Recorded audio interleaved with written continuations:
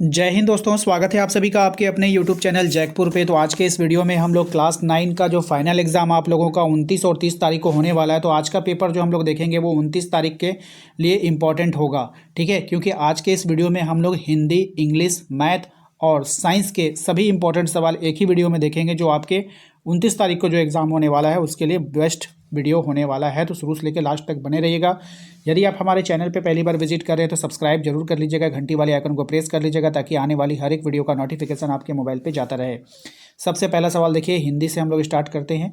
पहला सवाल है आपका, हीरा मोती में कौन से गुण थे? हीरा और मोती में कौन से गुण थे आपको बतानी है। ऑप्शंस आपके पास हैं। राइट आंसर हो जाएगा इसका ऑप्शंस नंबर आपका, बताइए क्या होगा? Option number D. जहाँ कहीं भी दिखे आपको उपरोक्त में से सभी, तो अधिकतर चांसेस होता है कि वही आंसर होता है, तो आप लोग इसको इग्नोर बिल्कुल भी नहीं कीजिएगा। हीरा और मोती में कौन कौन से गुण थे? तो हीरा और मोती सच्चे मित्र थे, हीरा और मोती परोपकारी थे, वे स्वामी भक्त थे, यानी कि अपने मालिक का वफादार थे। तो उपरोक्त में से उपरोक्त डी हो जाएगा ऑप्शन, ठीक है, सभी हो जाएगा। दूसरा सवाल देखिए, गधे के किन गुणों से ने उसे ऋषि मुनियों की उपाधि दे दी है? तो गधे के कौन से गुण ने? सीधापन और सहन शक्ति दोनों ने, ठीक है, ऑप्शन नंबर डी। नेक्स्ट आते हैं अगले सवाल पे, क्वेश्चन नंबर 33। दो बैलों की कथा पाठ से हमें क्या सीख मिलती है? तो दो बैलों की कथा पाठ से हमें जो सीख मिलती है, आज़ादी के लिए संघर्ष करना, ये सीख हमें मिलती है। पाठ के अनुसार गधे के गुण क्या हैं? तो पाठ के अनुसार जो गधा का गुण है, सीधापन। क्या गुण है? सीधापन गुण है, याद रखिएगा। नेक्स्ट सवाल है आपका, हीरा और मोती की गहरी मित्रता का पता कैसे चलता है? तो उसकी जो गहरी मित्रता का जो पता चलता है वो कैसे चलेगा? तो एक दूसरे का भार संभालते थे, एक दूसरे के लिए लड़ते थे, जब कोई उन्हें नुकसान पहुंचाने की कोशिश करता था तो एक दूसरे के साथ कभी नहीं छोड़ते थे। तो उपरोक्त में से सभी ऑप्शन डी इसका राइट आंसर हो जाएगा। नेक्स्ट आते हैं अगले सवाल पे कि दीवार का गिरना था कि अधमरे से पड़े हुए सभी जानवर चेत उठे, वाक्य में कौन सा भेद है आपको बतानी है? तो वाक्य में जो भेद है वो मिश्र वाक्य है, ऑप्शन नंबर सी। नेक्स्ट है, गधे के चेहरे पर कैसा भाव छाया रहता था? तो गधे के चेहरे पर जो भाव छाया रहता था वो अस्थाई विषाद की भाव छाया रहता था। नेक्स्ट है आपका, सद्गुण शब्द में कौन सा उपसर्ग लगा हुआ है? सद्गुण शब्द में कौन सा उपसर्ग लगा हुआ है? तो सद। सद जो होता है वो उपसर्ग होता है, ठीक है, सद प्लस गुण। नेक्स्ट सवाल है आपका, दो बैलों की कथा किस लड़ाई की ओर संकेत करती है? तो दो बैलों की जो कथा है वो कौन सी लड़ाई की ओर? भारतीय स्वतंत्रता संग्राम की ओर संकेत करती है। नेक्स्ट और आखिरी सवाल है हिंदी का, प्रेमचंद का निधन कब हो गया था? तो प्रेमचंद का जो निधन हुआ था वो हुआ था आपका 1936 में, याद रखिएगा। चलिए, अब जो सवाल हम लोग देखेंगे वो साइंस का सवाल होगा कि गैस के कणों के बीच आकर्षण बल द्रव के कणों की अपेक्षा कैसी होती है? तो द्रव की कणों की अपेक्षा जो इसका आकर्षण बल होता है वो कैसा होता है आपको बताना है। तो कम होता है, गैसों में द्रव की अपेक्षा कम होगी, ठीक है। देखो, सबसे कम किस में होगा? गैस में। उसके बाद अगर इससे थोड़ा सा अगर जटिल होगा तो वो किस में होगा? द्रव में। और सबसे जटिल किस में हो जाएगा? ठोस में, ठीक है। बात समझ में आई? तो इस तरह से ये बढ़ते चल जाता है। अगले सवाल पे आते हैं, क्वेश्चन नंबर 22 में, स्विमिंग पूल में गोताखोर पानी काट पाता है क्योंकि? तो स्विमिंग पूल में गोताखोर पानी काट पाता है, पानी के कणों के बीच रिक्त स्थान होता है, इसलिए वो पानी को आसानी से काट पाता है। क्वेश्चन नंबर आते हैं हम लोग 23 पे। देखिए, कहा जा रहा है कि तापमान का अंतर्राष्ट्रीय मात्रक क्या होता है? मोस्ट इंपॉर्टेंट सवाल रहेगा एग्जाम के लिए। तो क्या हो जाएगा? केल्विन हो जाएगा, ऑप्शन नंबर सी। अगले सवाल पे आते हैं, क्वेश्चन नंबर 24 में, कि किसी तत्व के द्रव्यमान के प्रति इकाई आयतन को क्या कहते हैं? तो यहाँ पर इसका आंसर हो जाएगा आपका ऑप्शन नंबर ए, घनत्व कहते हैं। क्या कहते हैं? घनत्व कहते हैं, ठीक है। चलिए अगले सवाल पे आते हैं, क्वेश्चन नंबर 25 पे। कहा जा रहा है कि बर्तन की दीवार पर गैस के कणों के द्वारा इकाई क्षेत्रफल पर पड़ने वाले बल के कारण गैस में बनता है, क्या बनता है भाई? तो वो बनता है दबाव। क्या बनता है? दबाव बनता है, ठीक है।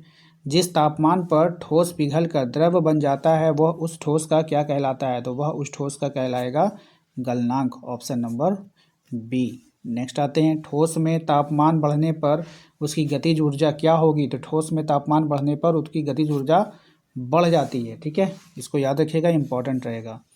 नेक्स्ट है, किसी ठोस के गलने की प्रक्रिया में तापमान सदा रहता है, क्या रहता है? सामान्य रहता है, ऑप्शन नंबर ए हो जाएगा। नेक्स्ट आते हैं बर्फ़ का गलनांक होगा, कैसा होगा, तो बर्फ़ का जो गलनांक होता है वो 273.16 केल्विन होता है, याद रखिएगा। ठोस कार्बन डाइऑक्साइड कहलाता है, तो कौन सा कहलाएगा, तो शुष्क बर्फ़ कहलाएगा वो। ठोस कार्बन डाइऑक्साइड को क्या बोलते हैं, शुष्क बर्फ़ बोलते हैं, याद रखिएगा। अब आइए गणित के कुछ ऐसे सवालों को देखेंगे जो आपके परीक्षा के लिए इंपॉर्टेंट होगा, क्योंकि समय काफ़ी कम बचा है और सवाल बहुत ज़्यादा है, तो सिर्फ वीवीआई कैटेगरी के जो सवाल होंगे वही हम आप लोगों को कराने वाले हैं, ठीक है। तो देखिए सबसे पहले सवाल में आपको बोला है कि क्या हम जीरो को P/Q के रूप में लिख सकते हैं, हाँ या ना, तो हाँ लिख सकते हैं, क्योंकि जीरो ऊपर में हम इसके नीचे एक मान सकते हैं। और इसका मतलब P/Q के लिखने का मतलब होता है कि ऊपर जीरो हो सकता है, लेकिन Q=not जीरो, Q जीरो नहीं होना चाहिए। और किसी भी संख्या के नीचे हम एक मान सकते हैं, तो जीरो भी एक संख्या है, तो उसके नीचे हम क्या मान लिए, एक मान लिए। तो हाँ, जीरो को हम P/Q के रूप में लिख सकते हैं। ऑप्शन नंबर ए इसका यहाँ पे सही जवाब हो जाएगा। अब देखिए यहाँ पे बोला है कि 3 और 4 के बीच में 3 परिमेय संख्या आपको बतानी है। तो देखिए यहाँ पे ध्यान देने वाली बात है, 3 और 4 के बीच में और कोई नंबर आएगा तो 3 के ऊपर होना चाहिए, 4 से नीचे होना चाहिए। बात समझ में आए कि नहीं। अगर आप देखोगे यहाँ पे 5/2 लिखा गया है, ठीक है बाबू। 5/2 का मतलब क्या होता है, अढ़ाई, 5 का आधा, 5/2 का मतलब आधा, अढ़ाई।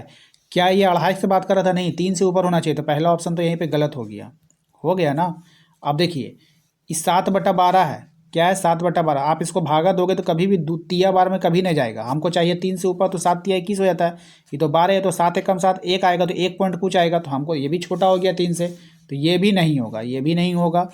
अब देखिए 4×2=8, दुए जा रहा है, 3 से छोटा हो गया है। डिवाइड आप करोगे इसको, 11 को जब आप 4 से डिवाइड करोगे तो 4×2=8 ना जाएगा, 3। तो हमको तो 2 थोड़ी चाहिए था, हमको तो 3 से ऊपर जाना है। तो 3 से ऊपर जाना, तो ये भी खत्म, बच गया बी ऑप्शन, तो बी आपका आंसर हो जाएगा। तो इस तरह से आप आंसर ऑप्शन से भी आप बना सकते हो।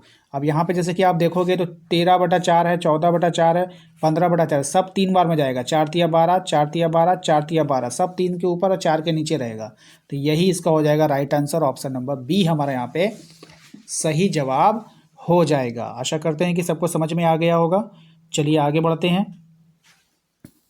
जो सवाल है इसमें बोला गया है कि इन्हीं दो संख्याओं के बीच में होता है, तो कोई भी दो संख्या होगी उसके बीच में क्या होगा, अनंत अपरिमेय संख्याएं हो सकती है, अनंत परिमेय संख्याएं हो सकती है। देखिए यहाँ पे अगला सवाल पूछा है आपसे कि प्रत्येक परिमेय संख्या होगा, क्या होगा ये बतानी है, तो वास्तविक संख्या होता है। क्या होता है, वास्तविक संख्या होता है। सब रट लीजिएगा, एग्जाम में आए। अब देखिए यहाँ पे बोला गया है कि √9 बता दो बाबू क्या संख्या है, एक परिमेय है या फिर अपरिमेय है।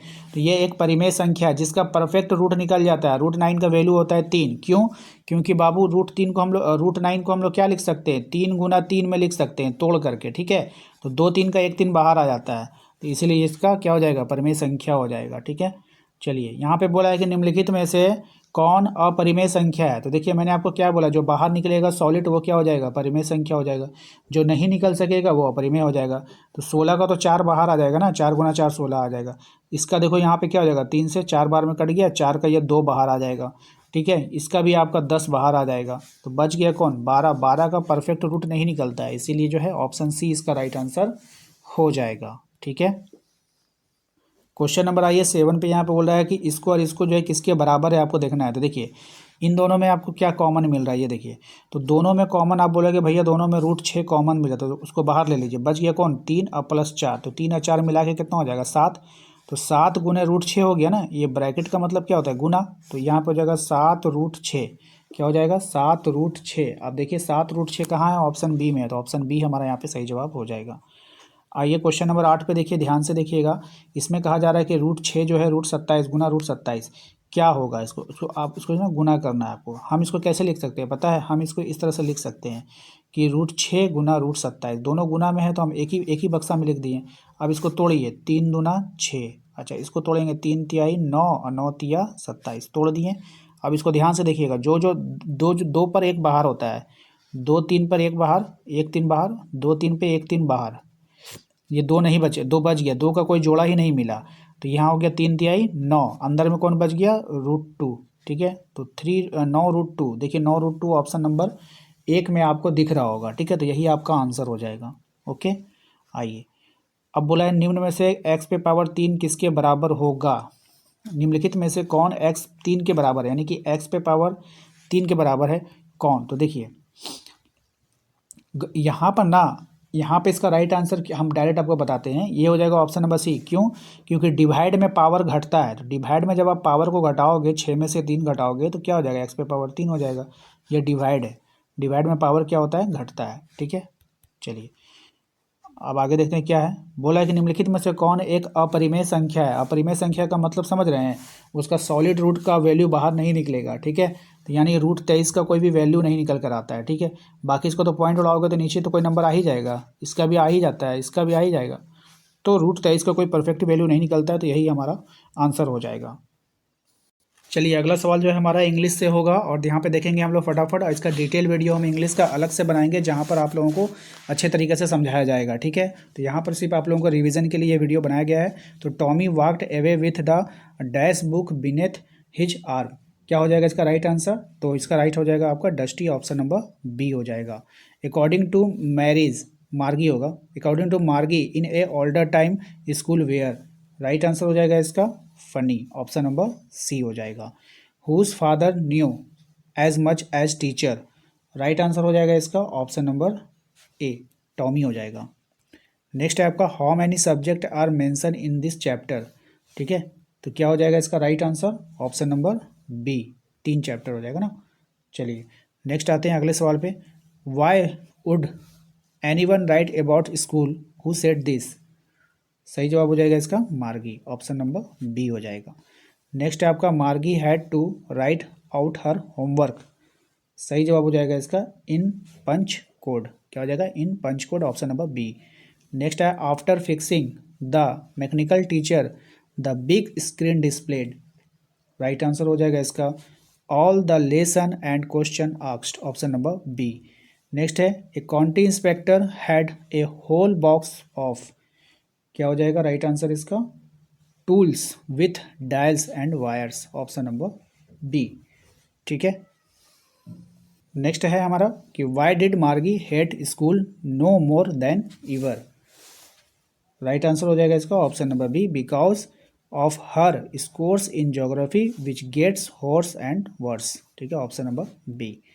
नेक्स्ट आते हैं हम लोग, Margie was scornful about, right answer हो जाएगा इसका option number B, knowing that the real book detailed about the school, option number B.